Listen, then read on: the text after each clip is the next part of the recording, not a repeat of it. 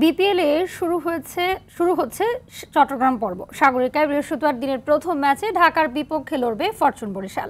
ঢাকা ও সিলেটের সাফল্যের ধারাবাহিকতা ধরে রাখার লক্ষ্য মিজানুর রহমান বাবুলের দলের। অন্যদিকে সিলেট ও ঢাকা পর্বের ব্যর্থতাকে পেছনে ফেলে ঘুরে দাঁড়ানোর লক্ষ্য ঢাকার। এদিকে দিনের দ্বিতীয় ম্যাচে চট্টগ্রাম কিংসের বিপক্ষে লড়বে খুলনা টাইগার্স। চট্টগ্রাম থেকে ইমরুল কায়েস মিঠুর ক্যামেরায় বিস্তারিত জানাচ্ছেন মাহফুজুল ইসলাম।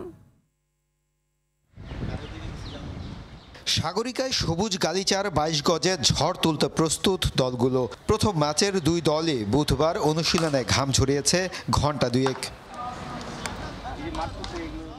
নেটের রিশাদ মুশফিক তামিমরা ছিলেন সাবলীল। নেটের উইকেটে তামিমদের উইলোর এই সাবলীলতাই বলে দেয় কেমন হতে যাচ্ছে সাগরিকার উইকেট। মিজানুর রহমান বাবুল জানালেন, একটি ট্রু ব্যাটিং উইকেটে হতে যাচ্ছে চট্টগ্রাম পর্ব। তবে দলটির ভাবনায় ডেথ ওভার নিয়ে। ডেথ ওভারটাই আমাদের নিয়ে চিন্তিত, মানে পেস বোলিং বা বোলিং ইউনিটটা, এই জায়গাটা নিয়ে আমরা কাজ করছি।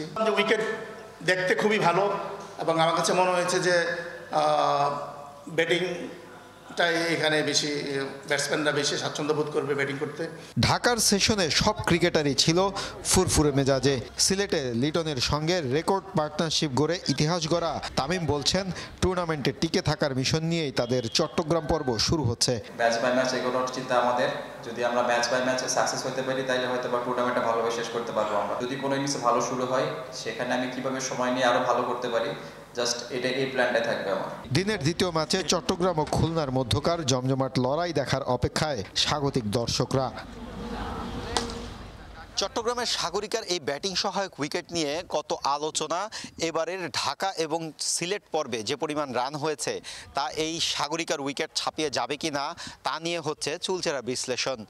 তবে চমৎকার এই কন্ডিশনে দলগুলো তাদের একাদশে কতটা ফাইন টুইনিং করতে পারবে তার উপর নির্ভর করবে সফলতা এবং ব্যর্থতা। চট্টগ্রামের জহুর আহমেদ চৌধুরী স্টেডিয়াম থেকে মাহফুজুল ইসলাম, RTV।